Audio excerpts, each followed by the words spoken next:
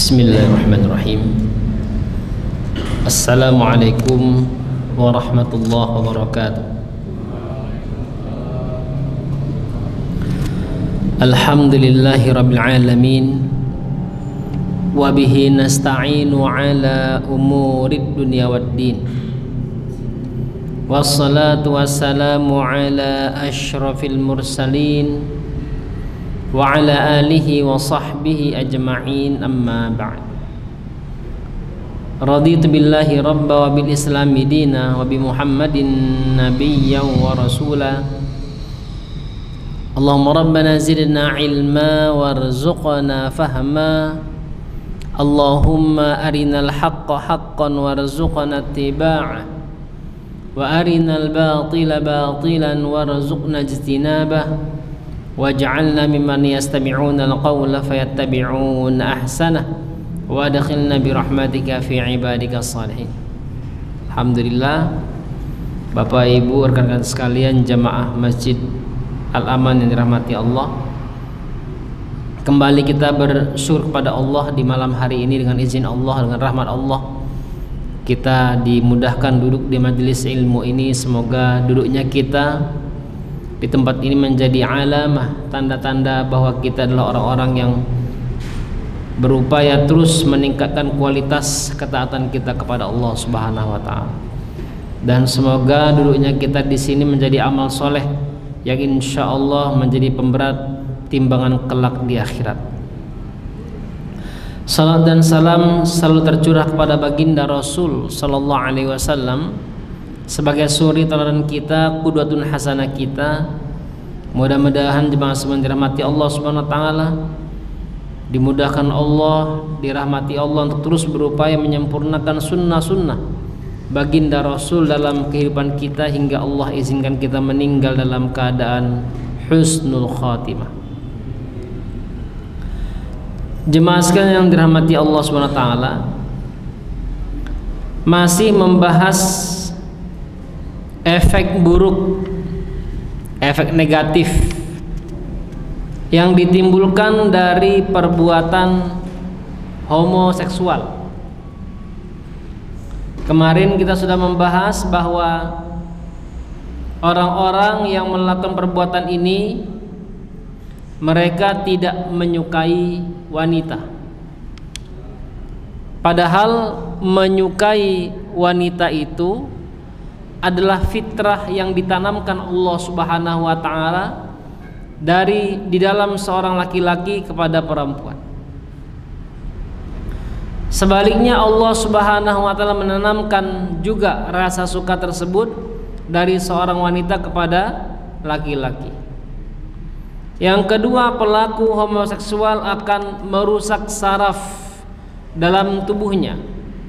Tidak hanya merusak saraf, juga merusak otak.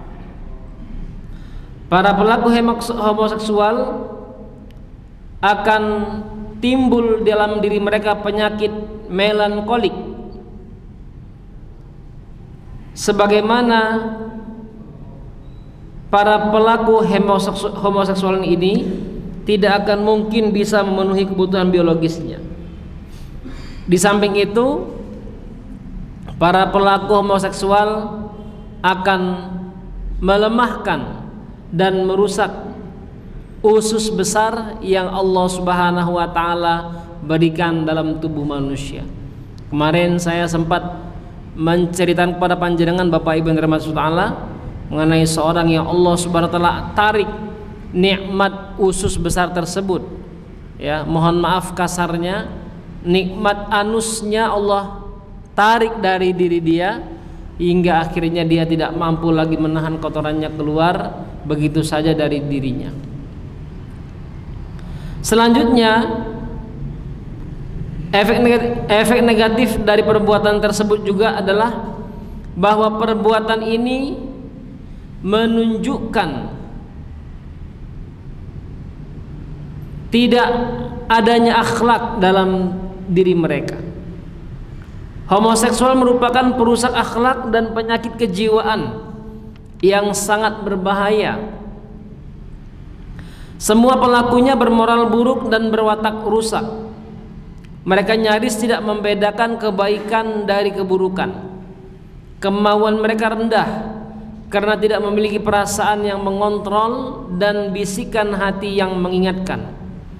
Mereka begitu mudah menyakiti anak-anak dan menggunakan kekerasan untuk memuaskan hasratnya yang menyimpang, serta melakukan berbagai tindakan kejahatan dengan sekian banyak kasus yang kita dengar dan baca dalam koran-koran dan media lainnya.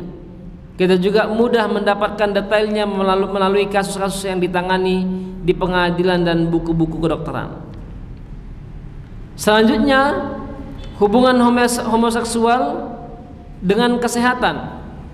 Selain yang telah dijelaskan, para pelaku homoseksual sering dihinggapi depresi dan penyakit jantung.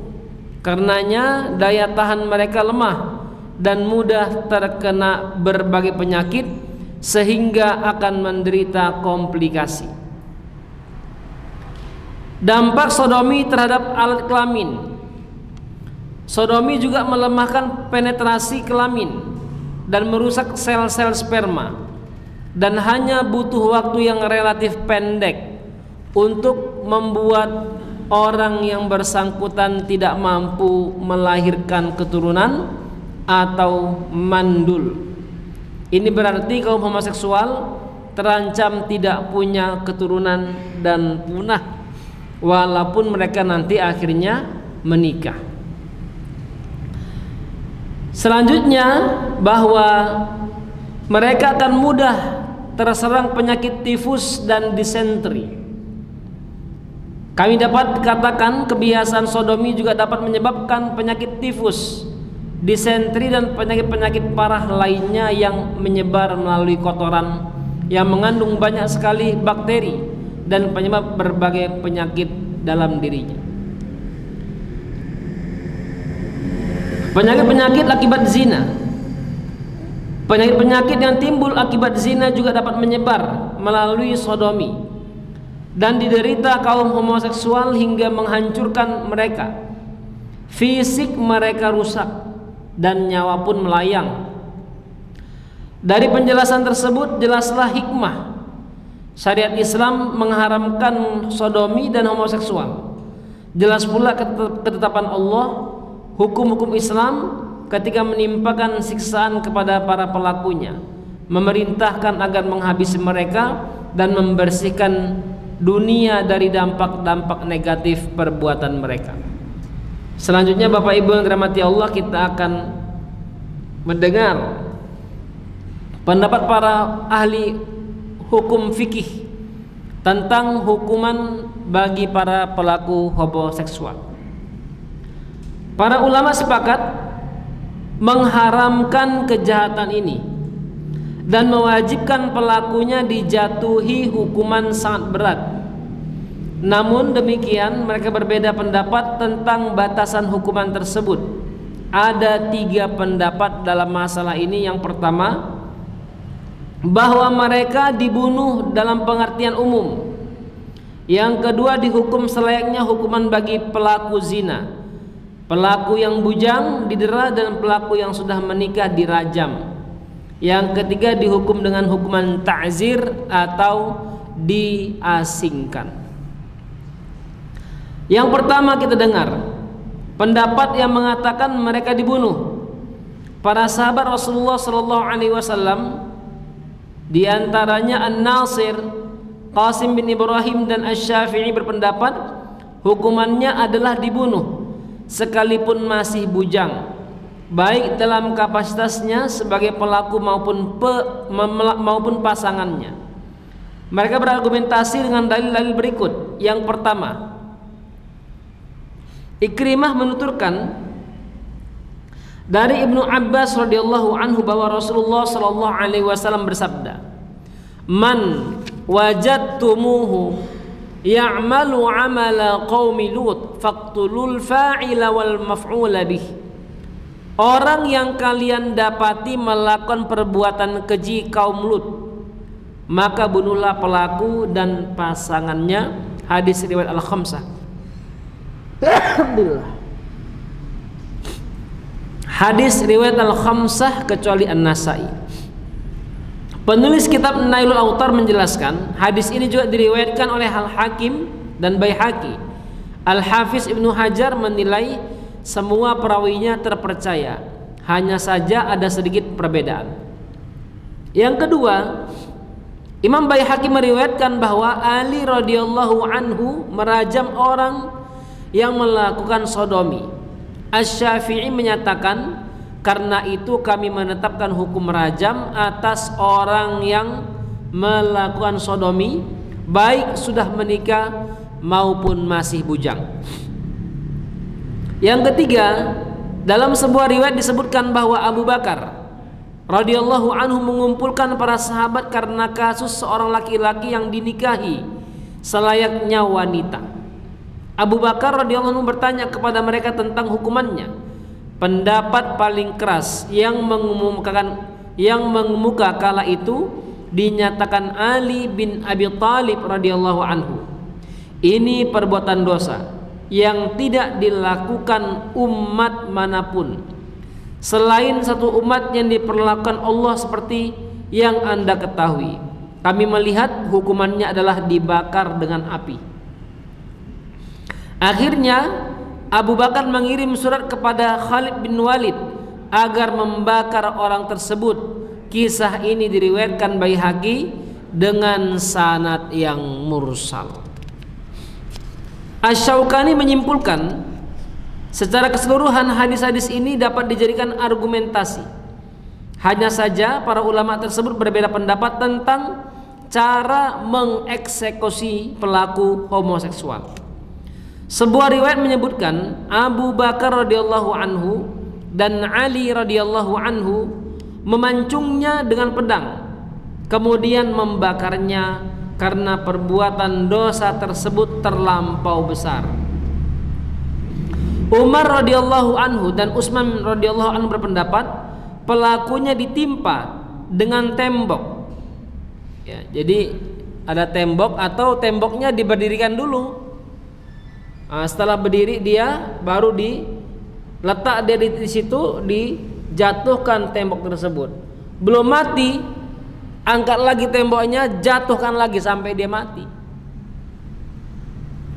Ibnu Abbas radhiyallahu anhu berpendapat pelakunya dilemparkan dari bangunan paling tinggi yang ada di tempat kejadian.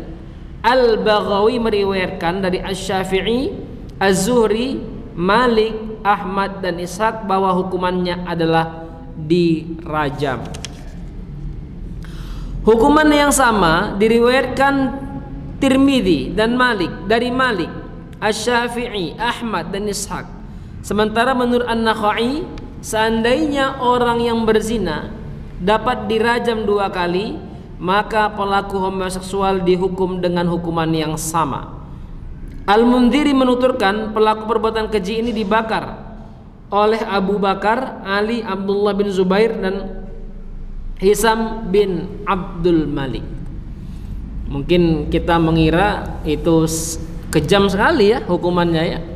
Tapi kira-kira kalau dibandingkan dengan perusak moral, yang lebih kejam yang mana? Kan begitu. Mana yang lebih kejam lagi? Ya, kita tega nggak anak kita rusak moralnya seperti itu? Pendapat kedua, dihukum dengan hukuman seperti hukuman orang berzina. Sa'id bin Musayyib, Atha bin Abu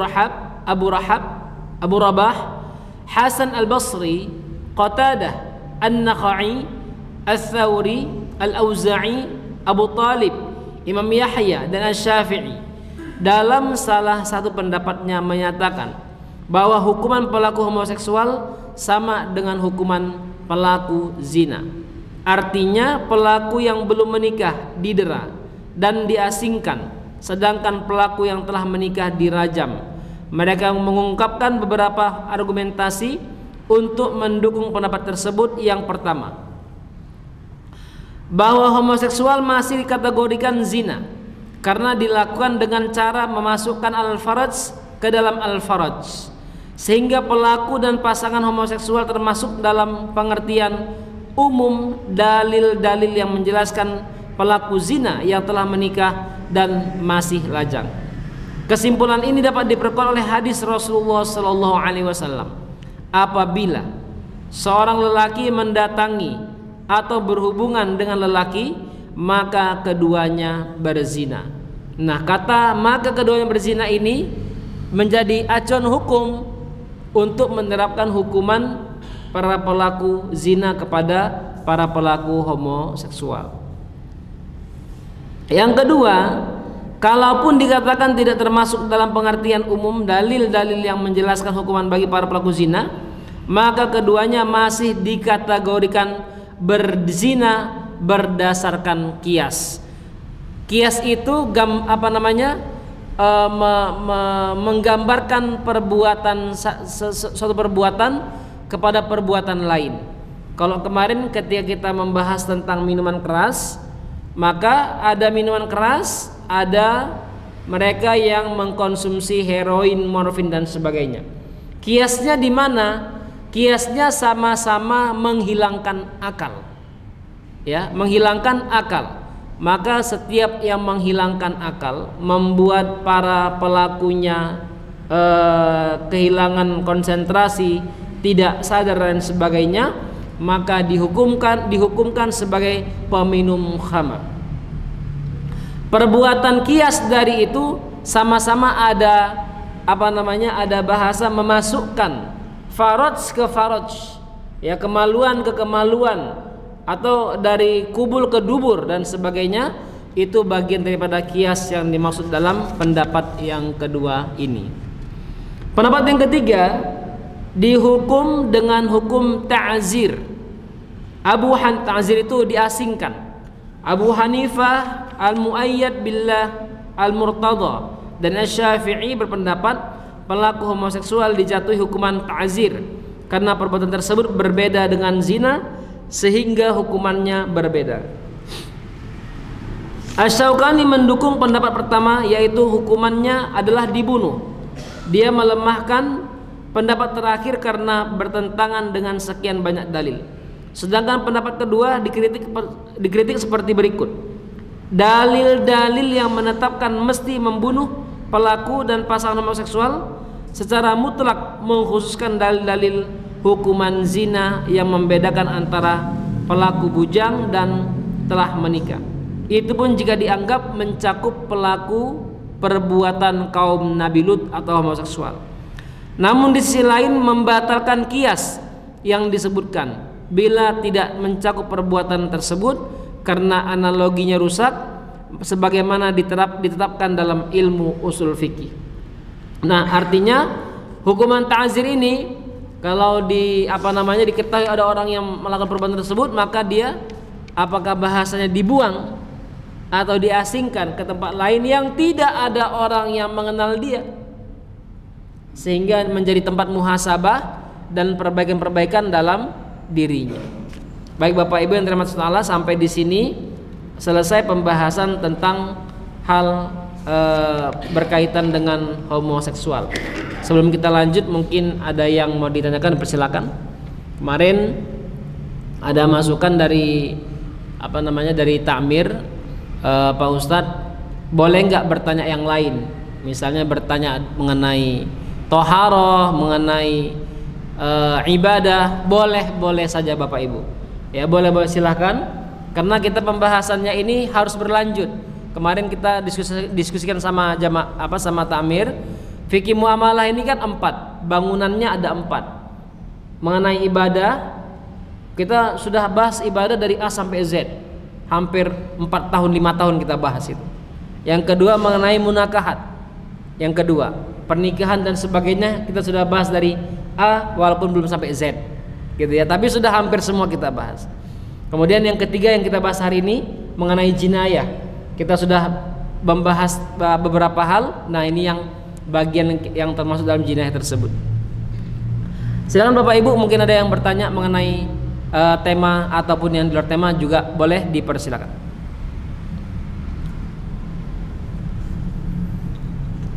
Silakan. Bismillah.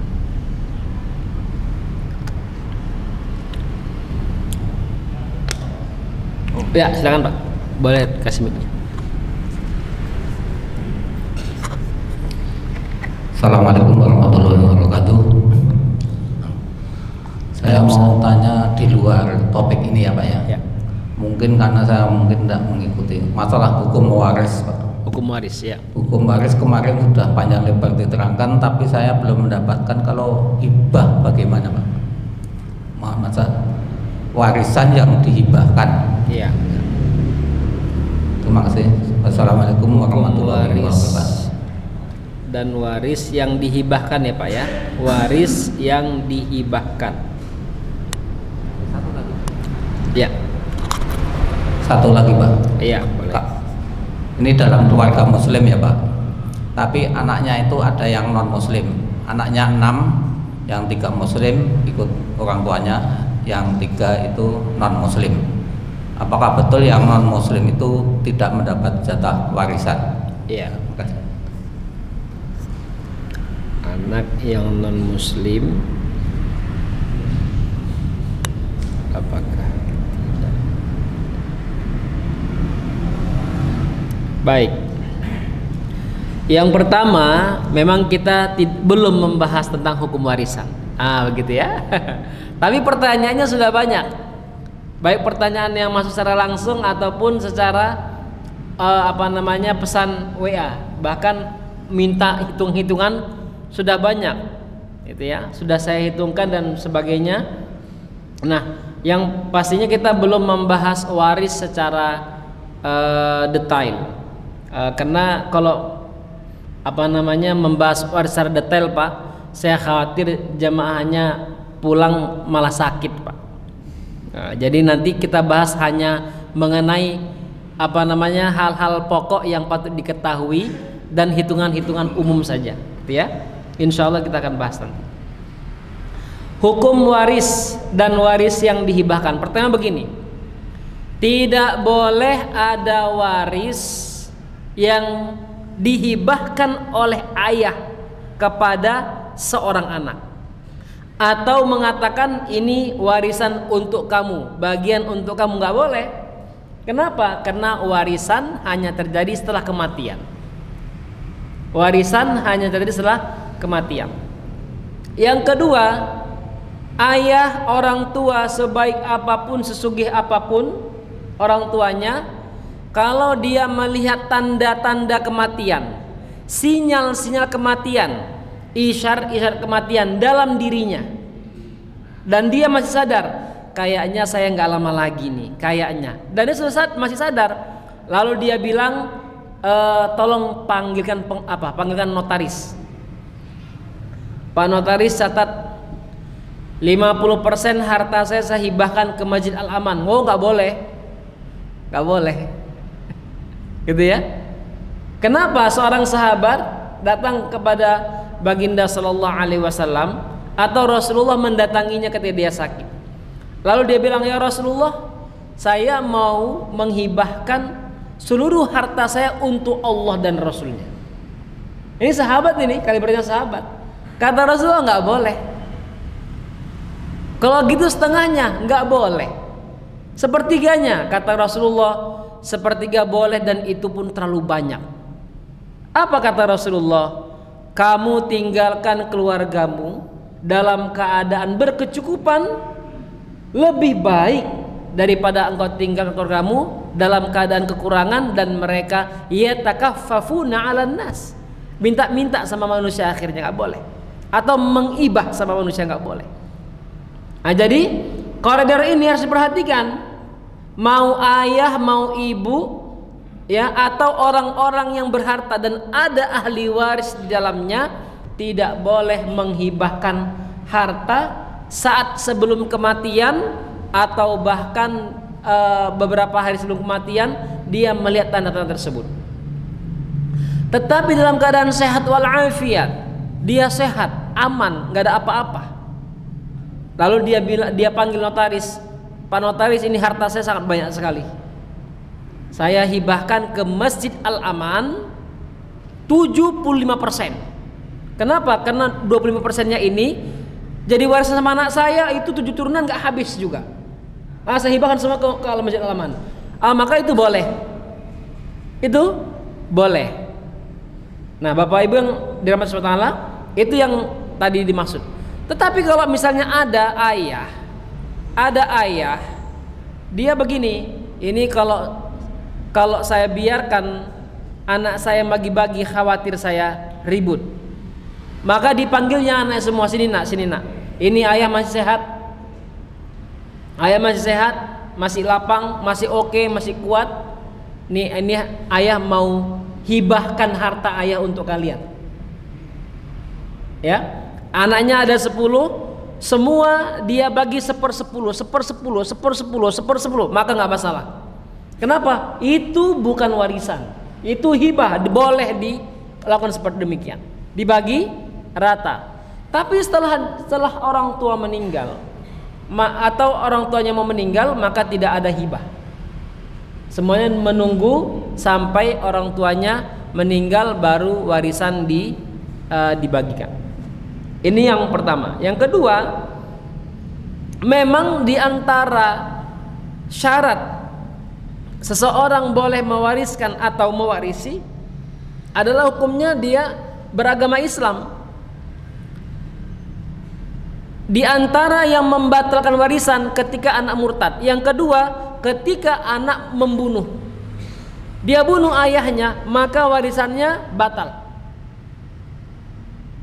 Tetapi dalam satu pendapat yang disampaikan oleh Syekh Yusuf Qaradawi, ya, berbeda halnya kalau anaknya yang Islam, ayahnya yang non Muslim. Berbeda halnya. Bedanya di mana? Bedanya apa? Bedanya kamu harus tetap mendekati ayahmu, berbuat baik dengan ayahmu agar harta-hartanya bisa engkau manfaatkan untuk kebaikan. Beda halnya. Maka jangan sampai ada anak yang mengatakan karena ayah saya non Muslim, nggak apa-apa, saya nggak butuh harta ayah saya. Nggak boleh. Pendapat Syekh Yusuf Qaradawi menimbang kemaslahatan yang ada, ya, itu penting untuk diperhatikan. Nah, begitu kurang lebih Pak, ya, begitu yang bisa saya jawab. Yang lain silakan.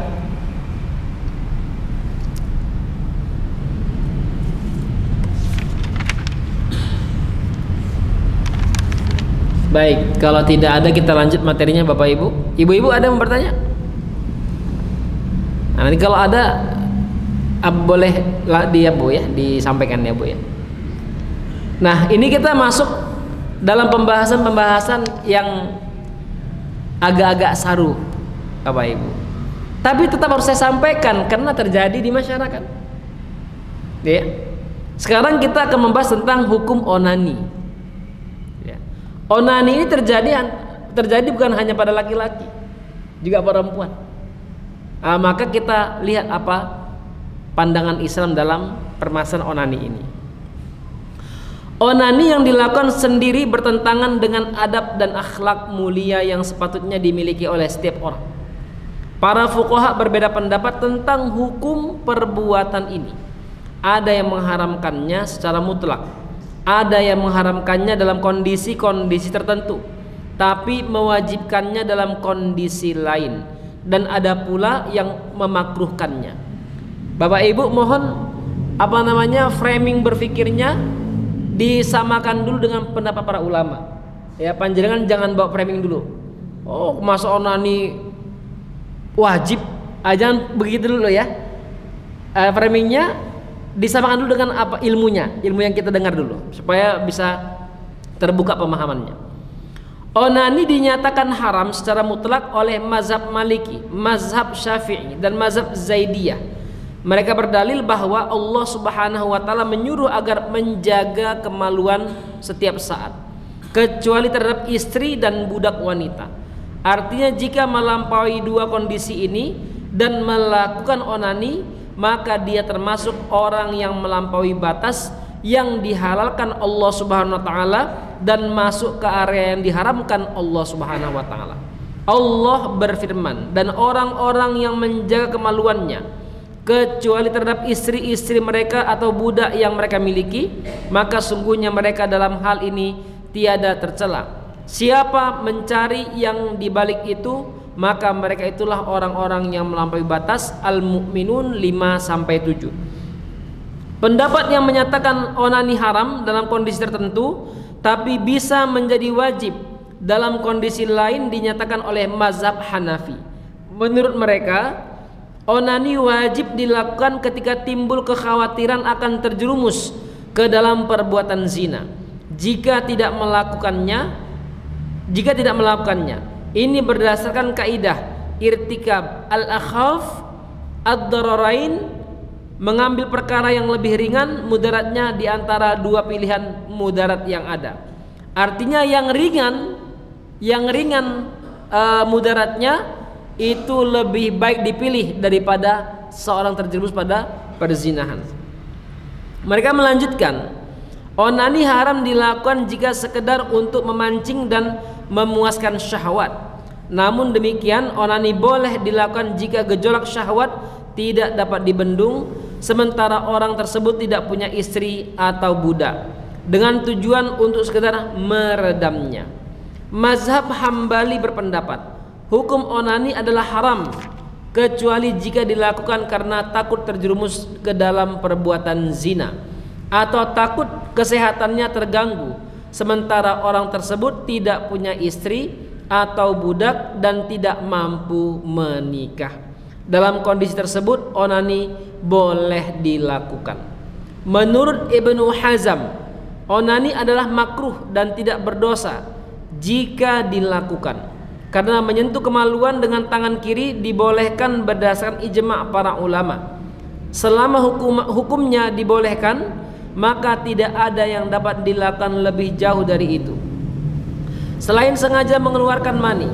Dengan demikian, pada dasarnya perbuatan tersebut tidak haram. Allah Subhanahu wa taala berfirman, sesungguhnya Allah telah menjelaskan kepada kamu apa yang diharamkannya atasmu. Surah Al-An'am 119.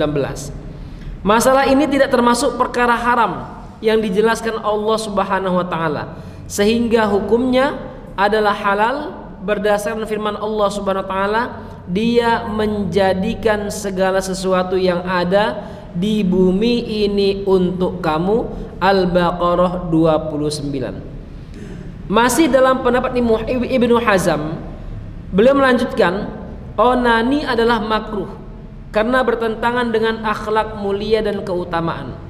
Beberapa riwayat menyebutkan perdebatan tentang onani. Sebagian orang menganggapnya makruh, tapi ada juga yang membolehkannya. Di antara yang memakruhkannya adalah Ibnu Umar dan Atha, sedangkan yang membolehkannya adalah Ibnu Abbas, Hasan al-Basri, dan beberapa tokoh tabi'in. Hasan menjelaskan mereka pernah melakukannya dalam peperangan. Mujahid berkata, generasi terdahulu menyuruh para pemudanya melakukan onani agar dapat menahan diri. Dalam hal ini hukum wanita sama dengan hukum laki-laki. Begitu ya Pak ya. Jadi begitu hukumnya Pak. Kalau kasarannya ini Bapak Ibu, kemarin saya pernah cerita tentang bapak-bapak yang diceritakan dokter itu kena penyakit AIDS ya, dan dia kena di pekerjaannya dulu. Artinya mana tahu ada anak-anak muda yang pergi merantau jauh-jauh, baik yang sudah menikah atau yang belum menikah, daripada kejadian perbuatan homoseksual tersebut terpaksanya Bapak Ibu. Itu pun kalau terpaksa. Ya, artinya kalau tidak ada sabil, tidak ada jalan bisa menikah, maka bahasa kasarnya terpaksa melakukan itu, maka Ibnu Hazm membolehkannya. Ya, saya menyampaikan pendapat ulama, tetapi hal tersebut juga harus memikirkan tentang akhlak dan keutamaan diri, maka menjaga kemaluan lebih baik. Baik Bapak Ibu, silakan jika ada yang bertanya.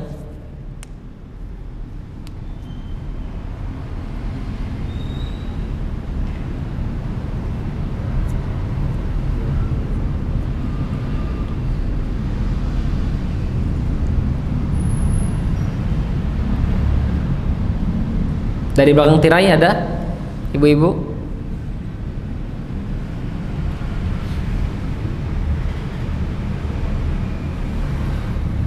Baik, kalau tidak ada kita lanjutkan Bapak Ibu. Ya. Selanjutnya adalah mengenai lesbian. Ya. Seluruh ulama sepakat mengharamkan lesbian.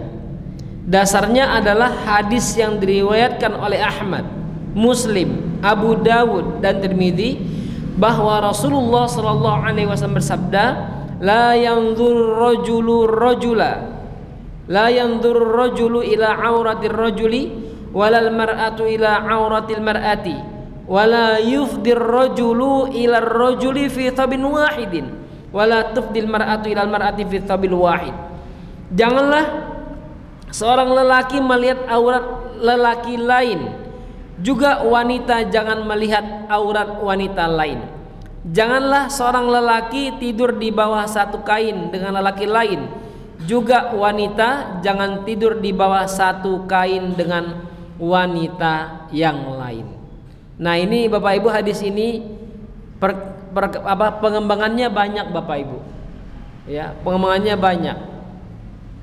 Kita hari ini kurang edukasi dalam masalah aurat-aurat ini, sehingga mohon maaf sekali, nggak jarang orang tua itu tidak pernah merasa berdosa. Anak yang udah bisa jalan, bisa lari, ya, pas dia mau pipis dibuka celananya sana, pipis di luar rumah itu, ya, bukan kamar mandi ya, pipis di luar sana, baik laki-laki ataupun perempuan. Yang kedua, praktek mandi di rumah. Ini saya sampaikan karena juga terjadi di rumah saya juga. Dan kami terus edukasi Bapak Ibu. Ini soalnya agak bahaya. Jadi anak-anak kita itu di rumah, mereka terkadang merasa hanya tinggal bersama kedua orang tuanya. Sehingga ketika mereka mandinya telanjang, habis itu keluar dari kamar mandi dalam keadaan telanjang. Nah, ini harus diedukasi sejak kecil, edukasi. Kita bilang, nah ini aurat, nggak boleh dilihat siapapun, ya, nggak boleh dilihat abi, nggak boleh dilihat adik abang-abang, nggak boleh dilihat adik-adik, nggak boleh dilihat oleh kakak. Ini harus ditanamkan Bapak Ibu, karena nanti kalau ini tidak ditanamkan, mohon maaf ini, kami pernah melihat ya secara langsung beberapa TKI, terkhusus TKW yang tidak punya malu. Mohon maaf ya, itu terjadi di publik umum Bapak Ibu. Publik umum, bukan privat ya. Mereka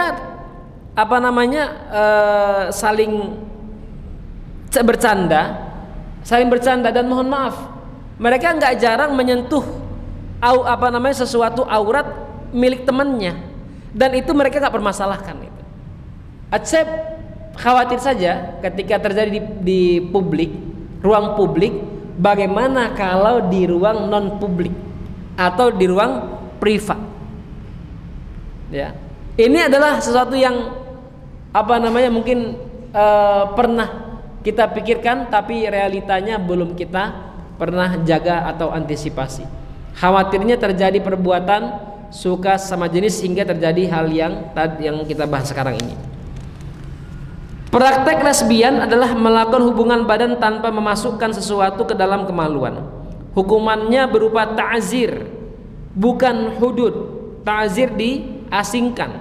Sama seperti kasus laki-laki yang melakukan hubungan badan dengan wanita tanpa bersenggama.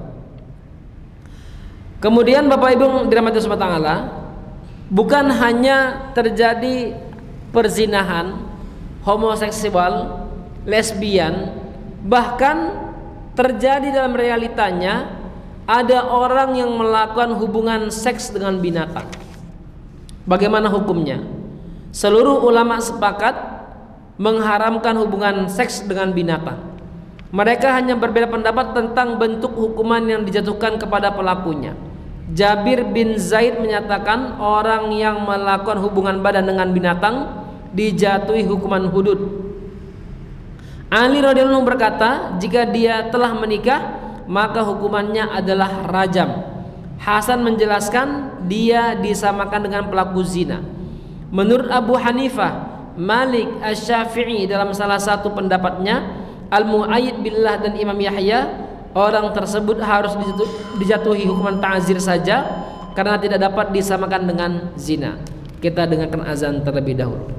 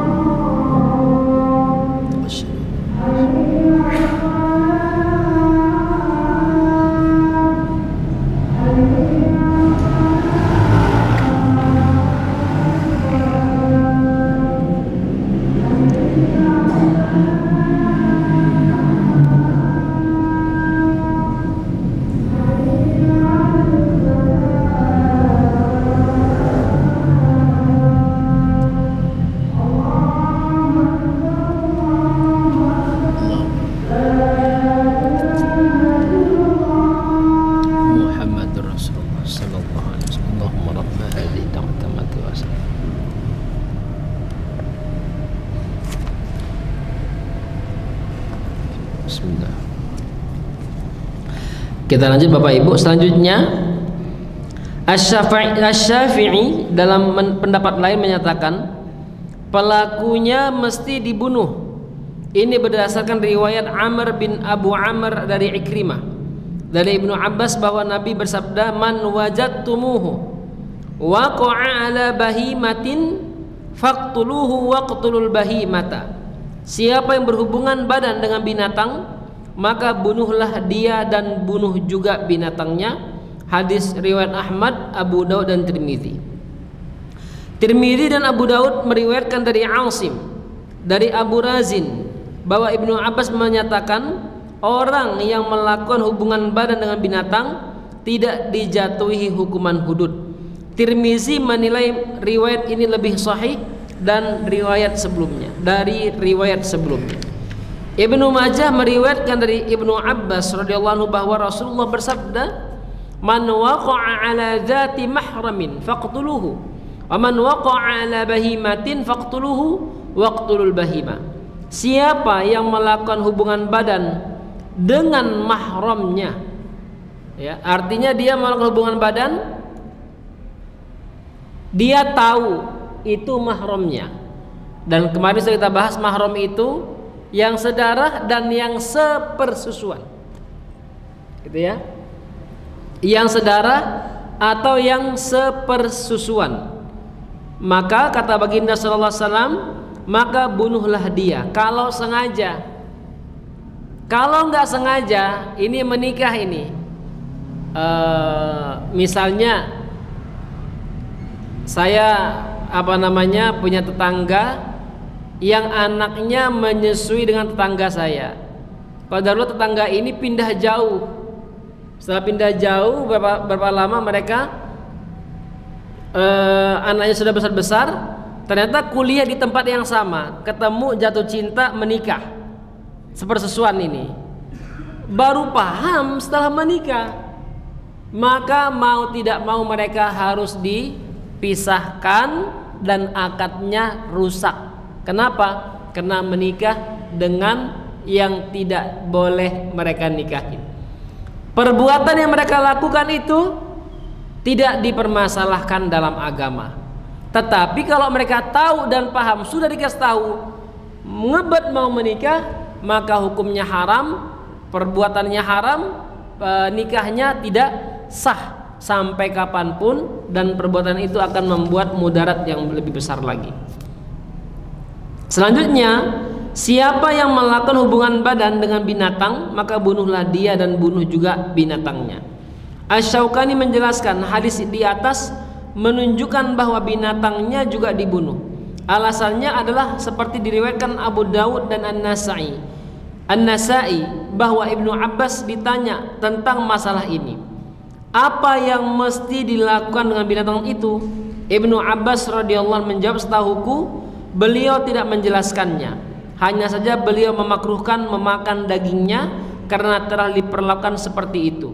Seperti yang dijelaskan, alasannya adalah binatang tersebut telah menjadi sasaran perbuatan tersebut. Ali radhiyallahu anhu dan Asy-Syafi'i dalam salah satu pendapatnya menyatakan daging binatang tersebut haram dimakan, namun mesti disembelih. Artinya disembelih baru ditanam, gitu ya, bukan dimakan. Mazhab Al-Qasimi, Asy-Syafi'i, dalam pendapat lain Abu Hanifah dan Abu Yusuf menyatakan hukum memakan daging binatang tersebut adalah makruh dan makruh tanzih. Pengarang kitab Al-Bahar menyatakan binatang tersebut mesti disembelih sekalipun dagingnya tidak dikonsumsi agar tidak melahirkan anak yang cacat. Sebuah riwayat menyebutkan ada seorang penggembala yang melakukan hubungan badan dengan binatang. Ternyata kemudian dia melahirkan anak yang cacat. Asy-Syaukani melanjutkan, hadis yang menyatakan bahwa Nabi SAW melarang menyembelih hewan kecuali untuk dimakan adalah dalil umum yang dikhususkan oleh hadis tentang masalah ini. Bapak Ibu yang dirahmati Allah Subhanahu wa taala, begitu mengenai pembahasan tentang tiga hal yang mungkin ada terjadi atau sering atau pernah terjadi di kehidupan kita. Semoga menjadi ilmu kepada kita Bapak Ibu yang dirahmati Allah Subhanahu wa taala.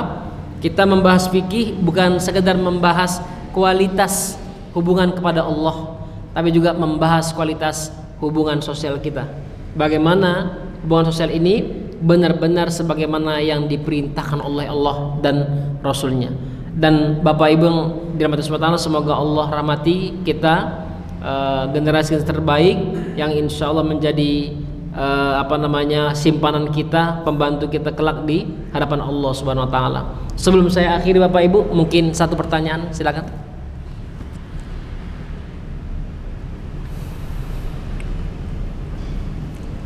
Baik, saya rasa sudah cukup. Mari kita akhiri baca alhamdulillah dan doa kafaratul majelis. Subhanakallahumma bihamdika asyhadu an la ilaha illa anta astaghfiruka wa atubu ilaik. Wassalamualaikum warahmatullahi wabarakatuh.